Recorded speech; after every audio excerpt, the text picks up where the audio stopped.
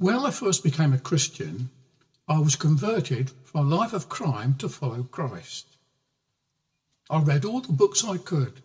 I had a thirst to learn the truth of God as set forth in the person of the Lord Jesus Christ, who had called me by name to follow him on the 16th of January 1970.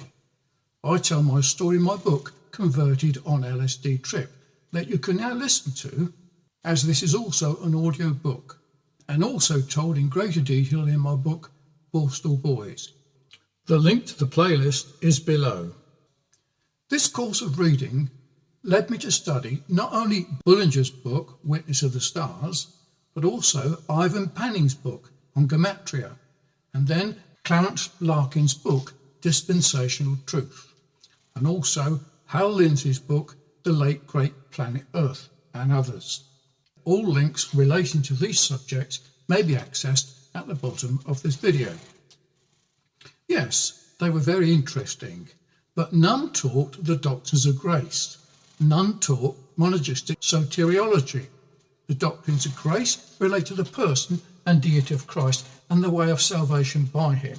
The doctrines of grace teach the sovereignty of God in respect to creation, providence, and salvation. The doctrines of grace teach the decrees of God in respect to election, redemption, justification, imputed righteousness, all of which we need to be familiar with, and also the various views of eschatology, last things. I began to realise that men professing Christ have various degrees of knowledge, and we are required to be patient and gracious with them.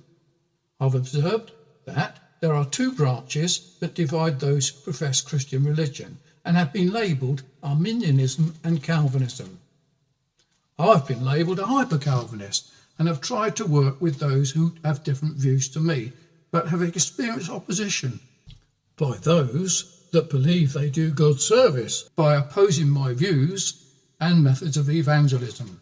I've concluded that though there are many interesting studies in history, numbers and end-time views, they do not tend to assist in teaching the doctrines of grace that I've mentioned. I have also discovered there are various views in eschatology, that is, the end-time views, but by those having little knowledge of preterism. It is my view that if a believer cannot express the doctrines of the new birth, the Trinity of persons in God, the deity of Christ, justification by faith, particular redemption, the attributes of God in his acts and works, the distinctions between the Old and New Covenants, and the identity of the mother of harlots in the book of Revelation. Within 2 years of his conversion, then they need the sincere milk of the word.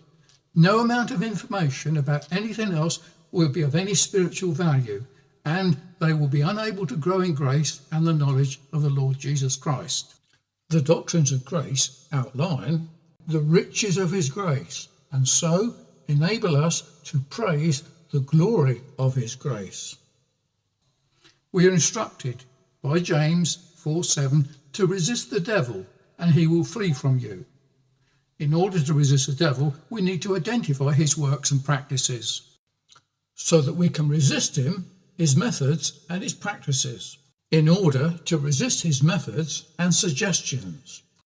I've also learned that both those holding to Arminianism or Calvinistic views may fail to see that the believer, however young in the way, is justified by the righteousness of Christ imputed to them, that all his sins are actually atoned for when Jesus died and rose again, that this righteousness cannot be marred or stained or lost. Also, we cannot make ourselves more righteous or perfect by our works or the traditions of men. Sanctification is a different matter and may be referred to as a growth in grace. For the benefits of our students at home and abroad, we have made available numerous Christian books that are available as hard copies from Amazon or audiobooks and PDF downloads for free. Please take a look. Please email me with your request.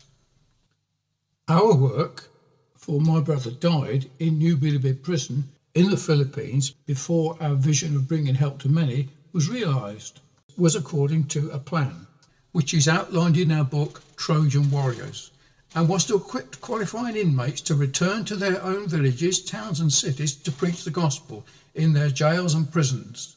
It was our plan to teach the doctrines of grace in the teacher training college within New Bilibid prison, with a view to equip students with the tools necessary to identify the teaching and practices of the devil in order to resist him and teach the faith once delivered unto the saints. Thankfully, despite the difficulties we faced and the opposition we encountered, William O Poloc continues his work in Baguio City and its jails and all the churches under his care. Please view the video link below for an update on this work.